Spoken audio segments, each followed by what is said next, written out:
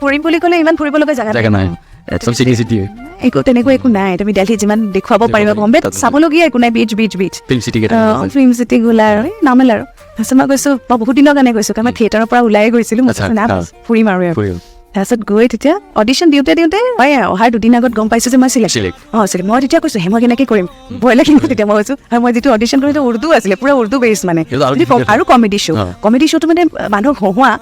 it's very tough হহুৱাব মানে এনে mimicry কৰি হহুৱাব নালাগে কিন্তু মানে চবৰ কথাবিলাকৰ টাইমিং মিলিব লাগে কোনোবা নিজৰ ভাগে ডাইলগ কৈ থাকিলে নহ'ব মানে একদম ক্লিক মানে কুইক ক'ব লাগিব মানে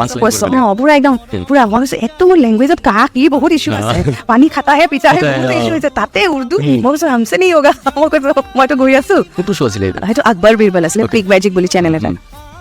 তাৰপিছত মই কৈছোঁ নাই মইতো নোৱাৰিম কৰিব তেতিয়া তাহাঁতি কৈছে যিহৰ কাৰণে মানুহে ইমান অডিশ্যন দি থাকে অমৰীশ বুলি মানুহ এজন আছিলে তাত তেতিয়া কৈছে মানে বিহাৰী হয় মানুহ মানে কৈছে কি যিটো কামৰ কাৰণে মানুহ বম্বে আহে যাৰ কাৰণে মৰি অডিশ্যন দিয়ে যে এবাৰ মই ক্লিক হৈ যাওঁ আৰু ভগৱানে তোক দিছে তই এৰি গৈ আছ আৰু এজন এক্টাৰ মানে এইটো হ'ব নালাগে ভগৱানে যেতিয়া দিয়ে তেতিয়া এৰি যাব নালাগে তেওঁ মানে বহুত কথা কৈ তোমাক মানে ফচাই দিব তাৰপিছতো মই কাম কৰিছোঁ তেওঁলোকক কিন্তু তেওঁ ঠিকেই কৈছিলে মই গ'লো কৈছে হৈ যায়গা মই কৈছোঁ হৈ যায়গা এই অডিশ্যনৰ 4 লাইনতহে হৈ যায়গা তাৰপিছত লুক টেষ্টটো তাহাঁতি খুব ভাল পালে আৰু এই হৈ গ'ল আনাৰকলি মিল গিয়া কেৰেক্টাৰটো আনাৰকলি আছিলে তাৰপিছত মই শ্বুটিঙত গৈছোঁ আৰু মায়ে কৈছে মাতো মোতকৈ চুপাৰ কুল বেছি এক্সাইটেড